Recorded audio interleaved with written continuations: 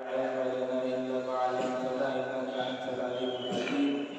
ربي اشرح لي صدري ويسر لي أمري واحلل عقدة من لساني يفقهوا قولي واستجب لساني واهد قلبي بحق سيدنا محمد صلى الله عليه وآله وسلم. يا من هو في علوه كائن، يا من هو في فعل حميد، يا من هو في قدر متين. اللهم أكرمنا بنور الفهم وأخرجنا من ظلمات الوهم وارزقنا فهم النبيين وحفظ المرسلين وإلهام الملائكة المقربين. ربنا زدنا علما وفهما وعدلا يا أكرم الأكرمين بحق سيدنا محمد خاتم الأنبياء والمرسلين يا رحمن يا رحيم. وصلى الله على سيدنا محمد وعلى آله وصحبه وبارك وسلم والحمد لله رب العالمين. قال المصنف رحمه الله ورضي الله تعالى عنه وارضاه ونفعنا به وبعلومه وامدنا باسراره واعاننا من بركاته في الدارين. رضي الله عنه. فصل. ثم بشه بالثوب ثم خرج سريعا الى المسجد يتخطى رقاب الناس حتى اتى المنبر وجلس عمر رضي الله تعالى عنه حين راى ابا بكر رضي الله تعالى عنه مقبلا اليه وقام ابو بكر الى جانب المنبر ونادى الناس فجلسوا وانصتوا فتشهد ابو بكر بما علمه من التشهد. الحمد لله. bersyukur kehadirat Allah SAW dicurahkan kepada kita mulia Nabi tercinta Sayyidina wa Maulana Muhammad sallallahu alaihi wasallam beserta segenap keluarga beliau, sahabat dan umat. Masih melanjutkan daripada peristiwa wafat Rasulullah Muhammad sallallahu alaihi wasallam, di mana Sayyidina Abu Bakar Siddiq ketika tiba melihat secara langsung jenazah Rasulullah Muhammad sallallahu alaihi wasallam, thumma ghasyahu bil thawb. Kemudian setelah melihat tatap wajahnya Rasul di saat wafatnya Rasulullah sallallahu alaihi wasallam, kemudian Sayyidina Abu Bakar Siddiq mencium daripada jidat Rasul sambil menangis. Setelah itu dia nyatakan, maaf ya Bakar, hayyan wa mayyita, alangkah wanginya dirimu wahai Rasulullah di saat engkau hidup dan di saat engkau telah meninggal dunia. Tsumma wasyahu bi thawb. Setelah itu Sayyidina Abu Bakar Siddiq menutup jenazah Rasul dengan thawb, dengan kain atau pakaian. ثم خرج سريعا إلى المسجد يتخطى رقاب الناس. Setelah itu beliau keluar dari tempat atau kamarnya Nabi dengan begitu cepat, sari'an ila al-masjid, menuju ke masjid. Yatakhatta riqab an-nas, melangkahi leher-leher manusia hatta atal mimbar, hingga tiba sampai di mimbarnya Rasul sallallahu alaihi wasallam. Dan sahabat banyak berkumpul di masjid Nabi pada waktu tersebut. Wa jalasa Umar radhiyallahu anhu hatta ra'a Abu Bakar. Dan Sayyidina Umar bin Khattab pada waktu itu sedang duduk di tempat tersebut ketika melihat kedatangan Sayyidina Abu Bakar Siddiq menuju ke arahnya. Wa qama Abu Bakar ila janibil mimbar. Dan Sayyidina Abu Bakar berdiri di samping mimbarnya Nabi. Wa nada nasa, dan menyerukan kepada seluruh hadirin yang hadir pada waktu itu. Fajalasu wa ansatu, mereka semua duduk di masjid tersebut dan diam. Fatashahada Abu Bakr bima alimahu min at-tashahhud. Maka Sayyidina Abu Bakar memberikan kesaksian dengan apa-apa yang ia ketahui dari kesaksian tersebut. Wa qala inna Allah azza wa jalla da'a nabiyahu ila nafsihi. Kemudian Sayyidina Abu Bakar memberikan pidato singkat di hadapan seluruh jemaah yang hadir pada waktu tersebut, yang isinya adalah sesungguhnya Allah Subhanahu wa taala memberikan ungkapan belasungkawa atas wafatnya Nabi kalian Muhammad sallallahu alaihi wasallam. Wa huwa hayyun baina adhharikum, dan dia Allah senantiasa hidup di tengah-tengah kalian. Wa na'akum ila anfusikum, dan Allah Subhanahu wa taala memberikan ucapan belasungkawa kepada kalian atas diri kalian. Wa huwal maut, yaitu adanya kematian. Hatta la yabqa minkum ahadun illa Allah azza wa jalla, dan Allah Subhanahu wa taala sengaja menciptakan kematian agar tidak ada satupun makhluk yang kekal di alam semesta ini terkecuali Allah Subhanahu wa taala. Dalam surat Al-Mulk Allah Subhanahu wa taala berfirman, "Walladzi khalaqal mauta wal hayata liyabluwakum ayyukum ahsanu amala." Ya, dia Allah Subhanahu wa taala yang menciptakan kematian. Berarti kematian itu ciptaan. Ya. Jadi kita mati bukan karena dengan sendirinya kita mati atau kita wafat, tapi memang Allah yang ciptakan itu. Allah yang menentukan itu. Nah, lafaz mati dan wafat ini dua makna yang berbeda. Kita kalau menyebut manusia, bangsa jin yang punya ruh, ya, benda hidup, makhluk hidup, itu kalimat yang tepat digunakan dengan lafaz wafat. Wafat artinya demikian. Jadi ruh terlepas dari jasad, minat akalain, dari dua golongan, bangsa jin, bangsa manusia. Itu disebut wafat. Tapi kalau al-maut mati, atau disebut dengan al-maut, itu lebih global. Manusia bisa juga, jin bisa juga disebut dengan mati. Benda mati, pohon dan seterusnya, itu hanya bisa menggunakan lafaz maut. Tapi kalau wafat khusus kepada manusia dan jin. Karena di saat hidup, ya dua makhluk inilah yang akan meninggal terlebih dahulu. Malaikat itu belakangan. Malaikat juga akan mati juga. Bahkan malaikat pencabut nyawa juga mati. Di hari kiamat Allah perintahkan dia mencabut nyawanya sendiri, sehingga tidak tersisa makhluk melainkan semuanya sudah merasakan yang namanya kematian. Kullu nafsin dha'iqatul maut wa innama tuwaffawna ujurakum yawmal qiyamati faman zuhziha 'anil nar wa udkhilal jannata faqad faz wa mal hayatud dunya illa mata'ul ghurur. Jadi seluruhnya mati. Yang tidak mati hanya Allah Subhanahu wa taala. Nah, di surat Al-Mulk di situ Allah nyatakan walladzi khalaqal mauta wal hayata. Dia Allah menciptakan kematian dan kehidupan. Bukan disebut kehidupan dulu baru kematian. Maknanya adalah kita berasal dari ketiadaan. Seluruh makhluk berasal dari ketiadaan, dari sesuatu yang tidak ada kemudian diadakan oleh Allah Subhanahu. Setelah itu wal hayata, Allah adakan kita, Allah berikan kehidupan kepada kita. Wal hayata, tujuan kita hidup di dunia ini jelas Allah katakan liyabluwakum ayyukum ahsanu amala. Allah mau menguji siapa di antara kalian yang paling bagus amalnya. Jadi ini lafaz di dalam Al-Quran selalu Allah nyatakan ahsanu amal, yang paling bagus amal, bukan yang paling banyak amalnya. Kita beramal banyak tapi kualitasnya berantakan, maka hitungannya sedikit di hadapan Allah. Allah lebih melihat kualitas dan bukan kuantitas daripada ibadah kita.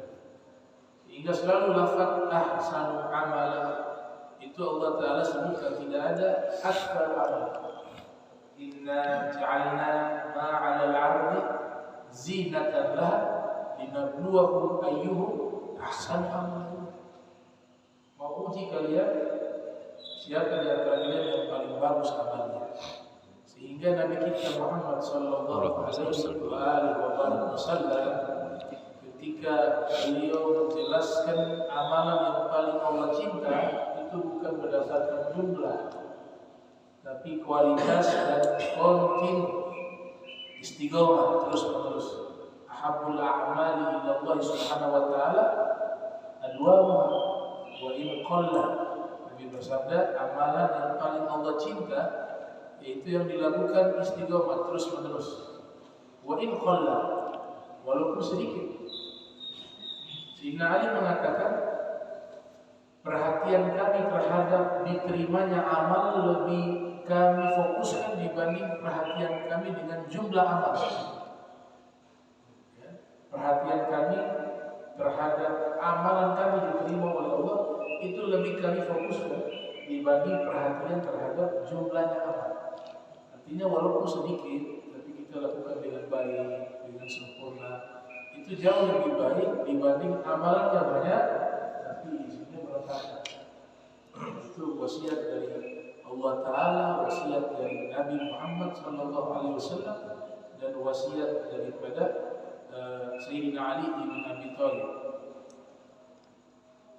Nah, ketika Allah Ta'ala tiupkan ruh kita di dalam perut ibu, setiap ruh itu ketika ditiupkan Allah utus malaikat. Ada malaikat ditugaskan meniup ruh. Nah, sehingga dikatakan ketika sudah ada ruh itu janin, itu ketika meninggal dunia dia, baik dia keguguran ataupun dia ketika dioperasi sudah ada bayinya sudah meninggal dunia, kalau sudah ada ruh wajib diperlukan sama seperti orang hidup. Ada prosesnya, mulai dari pemandian jenazah, kemudian di situ juga ada mengkafani, menyolatkan, karena sudah hidup, sudah ada ruh. Tapi kalau belum ada ruh, tidak dilakukan demikian. Nah, setiap kali ruh itu ditiupkan oleh malaikat, selalu malaikat Jibril diberikan tugas memberikan pesan. Pesannya kepada siapa? Kepada ruh. Pesan yang pertama, malaikat Jibril mengatakan, "Ish ma syi'ta, fa innaka mafariqun. Ish ma syi'ta fa innaka mayyitun." Hiduplah kamu sesuka hatimu, tapi ingat, ruh suatu saat kau akan mati, kau akan berpisah dengan jasad. Itu pesan pertama. Ish ma syi'ta fa innaka mayyitun. Pesan kedua, malaikat itu sampaikan, ahbib man ahbabta fa innaka mafariqun. Cintailah apapun yang ada di dunia ini, tapi ingat suatu saat ada waktu perpisahan. Mafariqun, yaitu dengan kematian. Wasiat yang ketiga kata malaikat Jibril, inna syarafal mu'min qiyam bil lail. Sesungguhnya kemuliaan orang beriman salat malam. Qiyam bil lail. Wa izzatuhu istighnahu 'anil nas. Dan kemuliaan orang mukmin dia tidak meminta-minta harta kepada manusia. Dia sudah merasa cukup dengan apa yang dia miliki tanpa mengemis-ngemis, memohon-mohon, meminta-minta kepada manusia untuk bahagia.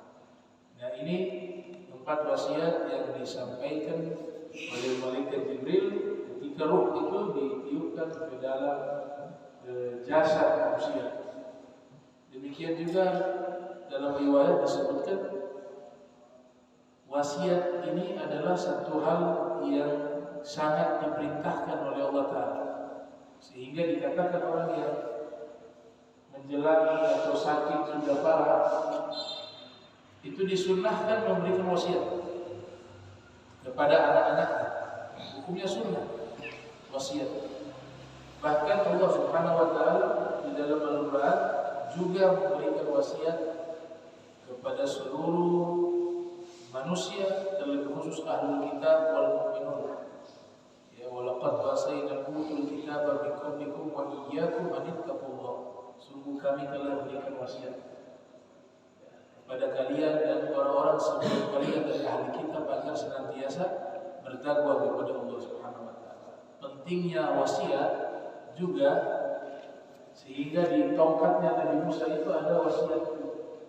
Ada 4 wasiat yang tertulis di tongkatnya Nabi Musa. Yang pertama, kullu sultanin la ya'dilu fi ra'iyatihi kana huwa wa fir'aun sawa. Wasiat pertama di tongkatnya Nabi Musa, setiap sultan, raja kah itu, penguasa kah itu, presiden kah itu, yang dia tidak adil di dalam memimpin rakyatnya, maka kelak dia dan Fir'aun itu sama. Karena huwa wa Fir'aun sawa. Wasiat kedua di tongkatnya Nabi Musa, kullu dhi malin la tantafi'un nasu minhu kana huwa Qarun sawa. Setiap orang yang kaya raya tapi hartanya itu tidak bisa memberikan manfaat kepada manusia lainnya, maka dia dan Qarun itu sama. Wasiat yang ketiga yang tertulis di tongkatnya Nabi Musa, kullu alimin lam ya'mal bi'ilmihi atau la ya'mal bi'ilmihi kana huwa wa iblisu sawa. Seluruh orang berilmu yang tidak mengamalkan ilmunya, maka dia dan iblis itu sama. Yang keempat, kullu faqirin lam yasbir ala faqrihi kana huwa wal kalb sawa. Setiap orang yang fakir namun tidak bersabar dengan kefakirannya, maka dia dan kalb, ya, anjing itu sama. Nah, itu pesan yang termuat, yang tertulis di tongkatnya Nabi Musa alaihissalam. Jadi Allah Ta'ala sengaja menciptakan kematian untuk membedakan antara khaliq dengan makhluk. Karena semua yang disebut dengan makhluk ada awalnya. Sehingga dikatakan oleh para ulama, ada sesuatu yang awalnya tidak ada dan akhirnya tidak ada. Dalam ilmu akidah, awalnya tidak ada, akhirnya juga tidak ada. La awwala lahu wa la akhira lahu. Yaitu Allah. Allah tidak ada awal, Allah juga tidak ada akhir. Artinya Allah itu bukan berasal dari sesuatu yang tidak ada, yang tidak ada. Kalau seperti itu namanya makhluk, ada awal dan Allah juga tidak ada akhir. Makanya salah satu nama Allah Al-Awwalu Al-Akhir, yang maha awal, yang awalnya tidak ada awal, yang maha akhir, yang akhirnya tidak ada akhir. Itu yang pertama. Ada yang kedua, awalnya tidak ada tapi akhirnya ada. Awalnya tidak ada tapi akhirnya, yaitu alam azali.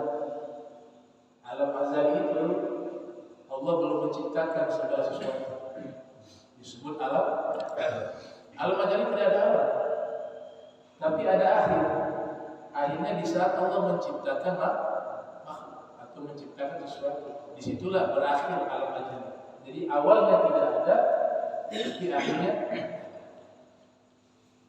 Kemudian yang ketiga, ada awal dan ada akhir. Seluruh makhluk dari tidak ada Allah adakan, itu awal. Kemudian akhirnya Allah matikan, itu akhir. Nah, yang keempat ini unik. Ya, yang keempat ini awalnya ada, akhirnya tidak ada. Dia awalnya ada, tapi akhirnya tidak, yaitu penciptaan surga neraka. Ketika Allah ciptakan surga, Allah ciptakan neraka dari ketiadaan, dan Allah ciptakan. Makanya dalam kitab Ar-Risalatul Jami'ah dikatakan khalaqal jannata wan nar. Dia Allah yang telah menciptakan surga dan neraka. Berarti ada awal, Tapi surga neraka tidak ada akhir, karena Allah nyatakan dalam Al-Quran kekal selama-lama di dalamnya. Berarti tidak ada akhir. Nah itu 4 hal yang disebutkan oleh para ulama ahlul kalam. Ya. Ada yang tidak ada awal, tidak ada akhir Allah Subhanahu Wa Taala. Yang kedua, awalnya tidak ada, tapi akhirnya ada, yaitu alam ajali. Yang ketiga, ada awal, ada akhir, yaitu makhluk. Yang keempat, awalnya ada, akhirnya tidak ada, yaitu surga dan neraka. Selebihnya itu hakikatnya al-maut, kematian. Bahkan di dalam kitab Al-Ibadah Al-Usuli Diyanah itu dinyatakan sekalipun surga neraka itu tidak ada akhirnya, bukan berarti dia memiliki sifat yang sama dengan akhirnya Allah. Karena dia kekal, surga itu kekal, neraka itu kekal, terikat dengan kehendaknya Allah. Tapi kalau Allah mau memusnahkannya bisa. Jadi hakikatnya tidak ada yang kekal. Hakikatnya surga neraka kekal karena kehendaknya Allah. Dan Allah mampu untuk memusnahkan surga neraka. Tapi kalau Allah nggak ada, kekalnya itu sudah tidak akan mungkin bisa hancur, bisa berakhir. Nah, sehingga mereka katakan bahwa surga neraka kekal biiznillah, dengan sebab izinnya Allah. Biiznillah. Nah semuanya itu kalau dilakukan biiznillah. Coba perhatikan di dalam Al-Quran, Nabi Isa diceritakan menghidupkan orang mati, lalu mengatakan biiznillah. Orang buta disentuh, hilang penyakit butanya biiznillah. Penyakit kusta disentuh oleh Nabi Isa, sebut juga biiznillah, sembuh. Tapi kalau Nabi Ibrahim tidak disebut biiznillah, langsung burung itu yang sudah mati dihidupkan, langsung tidak mengatakan dengan izinnya Allah, langsung. Kenapa Nabi Ibrahim tidak menyebut segala mukjizat dengan izinnya Allah, sedangkan Nabi Isa seluruh mukjizat selalu Nabi Isa sebutkan dengan izinnya Allah? Karena Nabi Ibrahim umatnya itu punya keyakinan yang kuat bahwa Nabi Ibrahim itu seorang nabi. Secara otomatis mereka yakini bahwa mukjizat itu adalah satu bentuk hal yang luar biasa yang bersumbernya dari Allah. Jadi mereka tidak mengkultuskan Nabi Ibrahim dengan posisi rububiyah, sehingga tidak perlu lagi Nabi Ibrahim menyatakan dengan izinnya Allah ini mukjizat. Mukjizat terjadi, kemudian mereka sudah yakin bahwa ini kekuasaan Allah. Nah, berbeda dengan Nabi Isa. Nabi Isa ini di saat beliau masih hidup sudah ada oknum yang sudah menyatakan bahwa Nabi Isa Tuhan. Sehingga hal-hal yang luar biasa itu harus diklarifikasi oleh Nabi Isa. Ini semua izinnya Allah, bukan saya. Hal-hal yang luar biasa itu adalah dari Allah Subhanahu Wa Taala, bukan dari saya. Itu tafsiran dari makna ketika Nabi Isa dan mukjizat selalu menyebut izinnya Allah, izinnya Allah, izinnya Allah, kehendaknya Allah. Tapi kalau Nabi Ibrahim tidak. Demikian Nabi kita Muhammad SAW kalau melakukan atau menunjukkan mukjizat, ada kalanya menyebut izinnya Allah, ada kalanya tanpa menyebut izinnya Allah. Karena umatnya ini masih terjaga akidahnya. Dan itu Nabi tegaskan, saya tidak takut kalian menjadi syirik. Setan sudah berkuasa. Kita kalau sudah ikuti ajaran Islam dengan baik dan benar, dijauhkan dari kesyirikan. Ada jaminan dari Nabi SAW. Tapi yang saya takutkan adalah Allah bentangkan kepada kalian dunia, kemudian kalian saling berlomba-lomba untuk mengejar dunia tersebut. Nah itu yang aku takutkan, kata baginda Rasul Sallallahu Alaihi Wasallam. Kemudian dikatakan di sini, setelah khutbah yang berisi tentang kematian, Sayyidina Abu Bakar mengutip firman Allah Ta'ala, wa ma Muhammadun illa rasulun qad khalat min qablihi ar-rusul. Tidaklah Nabi Muhammad itu terkecuali utusan Allah dan sungguh telah berlalu sebelumnya para rasul-rasul. Ini penegasan bahwa ketika Nabi wafat, Sayyidina Umar bin Khattab diantaranya yang mengingkari wafatnya Nabi SAW. Dan beberapa sahabat ada yang mengikuti pendapat tersebut. Nah, Sayyidina Abu Bakar menegaskan bahwa ini Rasulullah benar-benar telah wafat, telah meninggal dunia, sebagaimana Rasul-Rasul sebelumnya. Coba perhatikan lafaz, selalu Allah sebutkan nama Nabi Muhammad, setelahnya Allah sebutkan gelarnya Muhammad. Wa ma Muhammadun, sebut nama, tapi setelahnya illa Rasul. Jadi Allah memuliakan panggilan baginda Nabi Muhammad sallallahu alaihi wasallam. Kalau di Mesir itu azan pakai sayyidina. Beberapa wilayah di Mesir itu pakai sayyidina. Jadi masuk bab fikih. Kadang-kadang orang tidak paham langsung menyalahkan. Ini kemarin saya lihat di YouTube ada orang azan entah di mana di Malaysia dia pakai sayyidina ketika menyebut nama Nabi Muhammad. Memang tidak lumrah ya. Kita punya yang begitu sudah ikut, jangan ditambah karena memang sudah mengakar dari dulu. Tapi di wilayah Mesir beberapa tempat mereka pakai sayyidina. Setiap nama Nabi disebut selalu pakai tuan kami. Sayyidina artinya tuan kami. Dan itu tidak salah. Itu tidak salah. Karena di bab fikih itu dibahas oleh ulama. Seperti Imam Romli dalam kitab Nihayatul Muhtaz mengatakan, penambahan kata sayyidina di dalam azan dan di tasyahud akhir, tasyahud awal di saat menyebut nama Nabi Muhammad SAW itu tujuannya adalah penghormatan. Dan penghormatan itu diperintahkan oleh Allah Subhanahu wa taala, penghormatan kepada Nabi Muhammad sallallahu alaihi wasallam. Sehingga Imam Romli mengatakan itu hal yang dianjurkan. Imam Romli orang Mesir.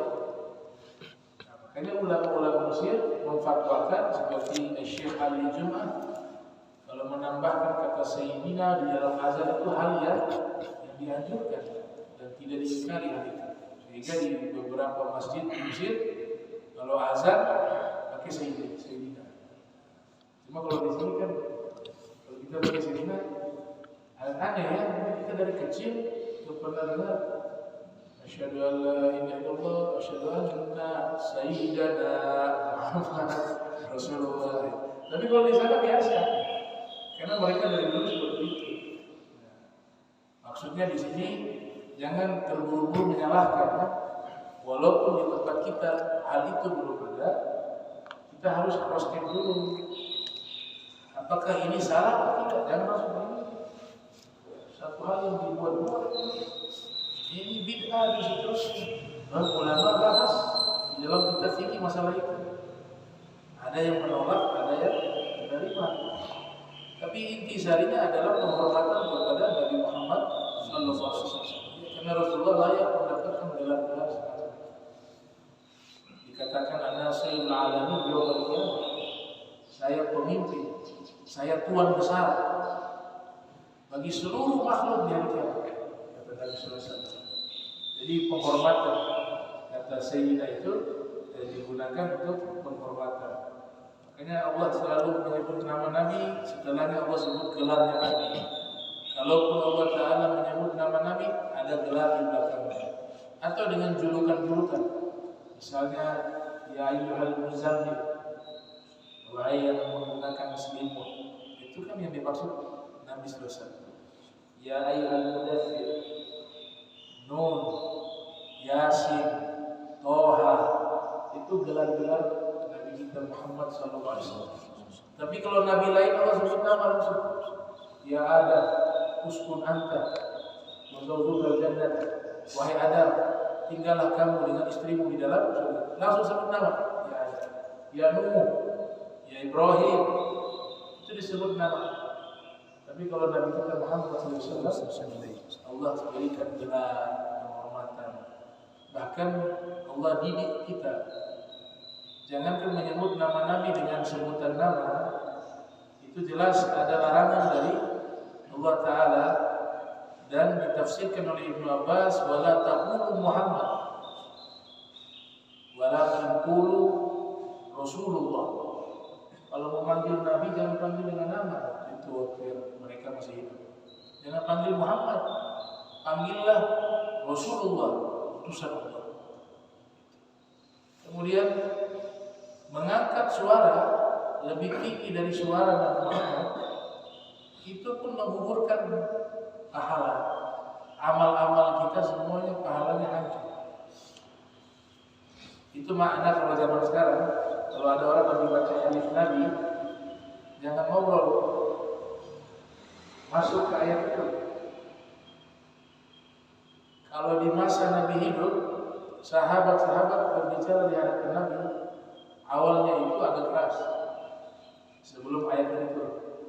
Ketika ayat ini turun, la tarfa'u aswatakum fawqa sawti nabi wa la tajharu lahu bi qawli ka jahri ba'dikum an tahbata a'malukum wa antum la tash'urun. Ayat ini turun, sahabat kalau berbicara di hadapan Nabi seperti orang bisik-bisik.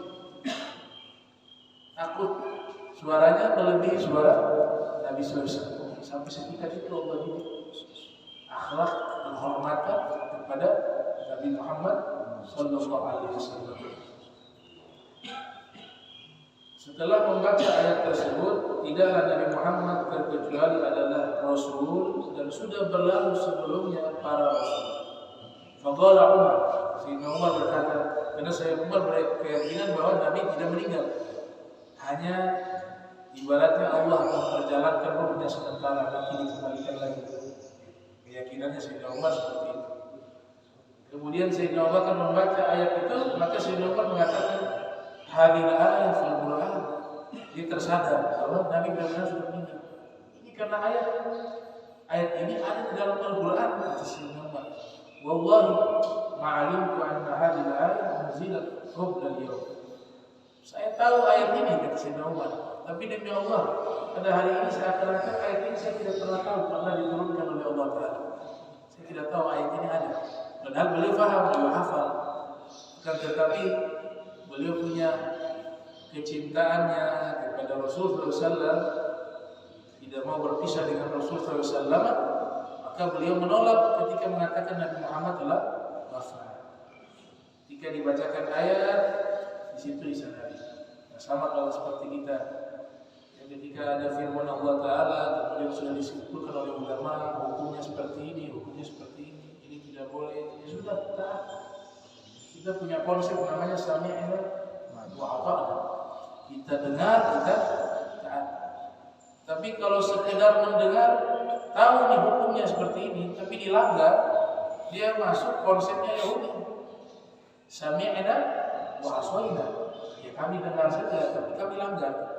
Kami ingkari itu, kami maksiat itu. Jadi Sayyidina Umar walaupun beda pendapat, berkeyakinan bahwa Nabi Muhammad tidak meninggal, tapi ketika ayat itu dibacakan, beliau merujuk pendapat bahwa Nabi Muhammad meninggal. Karena mendengar firman Allah Subhanahu wa taala yang dibacakan oleh Sayyidina Abu Bakar Siddiq. Wa qad qala Allah Ta'ala li Muhammad.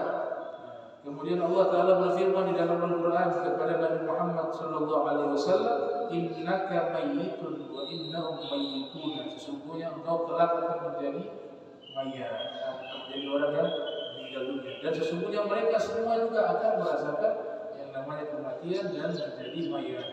Wa qala Allah Ta'ala kullu syai'in halikun illa wajhahu lahul hukmu wa ilaihi turja'un. Segala sesuatu halikun binasa kecuali zatnya Allah Subhanahu wa taala, lahul hukmu wa ilaihi turja'un. Kepadanya seluruh hukum kembali dan kepadanya seluruh makhluk akan dikembalikan oleh Allah Ta'ala, atau kalian akan dikembalikan kepadanya. Wa qala Allah Ta'ala kullu man 'alaiha fan wa yabqa wajhu rabbika dzul jalali wal ikram. Setiap makhluk pasti akan fana, akan binasa, dan yang tersisa hanya Allah Subhanahu wa taala, pencipta yang maha mulia lagi maha agung. Di dalam tafsir Ibnu Katsir ditafsirkan kullu syai'in halikun illa wajhahu, yaitu segala sesuatu, maknanya segala amal yang dilakukan niatnya bukan karena Allah maka akan binasa. Tapi kullu amalin, seluruh amal jika dilakukan lillah subhanahu wa ta'ala, ikhlas karena Allah subhanahu wa ta'ala, maka Allah akan kekalkan. Salah satu tafsiran disebutkan oleh Al-Hafiz Ibnu Katsir. Waqala, kemudian dibacakan juga firman Allah subhanahu wa ta'ala, kullu nafsin dha'iqatul maut wa innama tuwaffawna ujurakum yawmal qiyamah. Setiap yang berjiwa pasti merasakan yang namanya kematian, dan sesungguhnya kalian akan diberikan ganjaran pahala di hari kiamat. Faman zuhziha 'anil nar, siapa yang dijauhkan dari api neraka, wa udkhilal jannata, dan dia dimasukkan ke dalam surga, faqad faz, itulah orang sukses yang sesungguhnya. Wa mal hayatud dunya illa mata'ul ghurur, tidaklah kehidupan dunia terkecuali kesenangan yang menipu. Insyaallah kita lanjutkan pembahasan berikutnya masih terkait dengan khutbah daripada Sayyidina Abu Bakar Siddiq di saat wafatnya Nabi Muhammad sallallahu alaihi wasallam. Bismillahirrahmanirrahim. Alhamdulillahirabbil alamin. Allahumma shalli wa sallim ala sayyidina Muhammadin wa ala ali sayyidina Muhammad. Allahumma jam'ana hadha jam'an marhuma. Amin. Tafarraqa min ba'di tafarraqa ma'suma. Wa la taj'al minna wa la minna shakila mahruma. Amin. Subhanaka bihamdika ashhadu an la ilaha illa anta astaghfiruka wa atubu ilaik. Wa sallallahu ala sayyidina Muhammadin wa ala alihi wa sahbihi wa baraka wa sallam. وإلى حضرة النبي محمد صلى الله عليه وآله وسلم. الفاتحة. بسم الله من الشيطان الرجيم. بسم الله الرحمن الرحيم. إياك نعبد وإياك نستعين. سبحانك وبحمدك أشهد أن لا إله إلا أنت وأتوب إليك. وصلى الله على محمد وعلى آله وصحبه وسلم. والسلام عليكم ورحمة الله وبركاته. وعليكم السلام.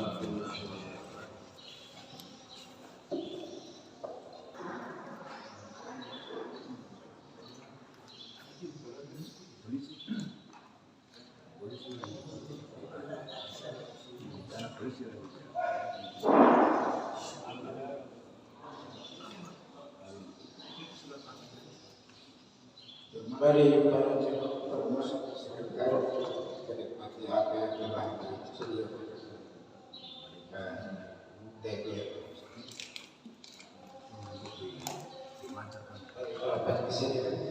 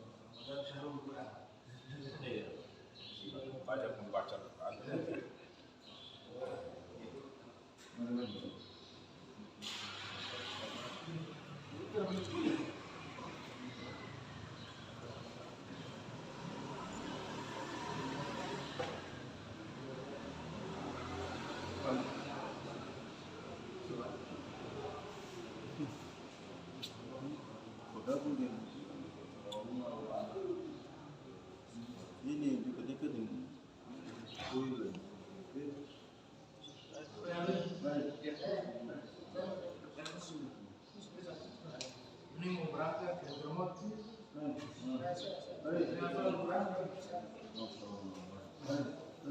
Obi, Allah mudah-mudahan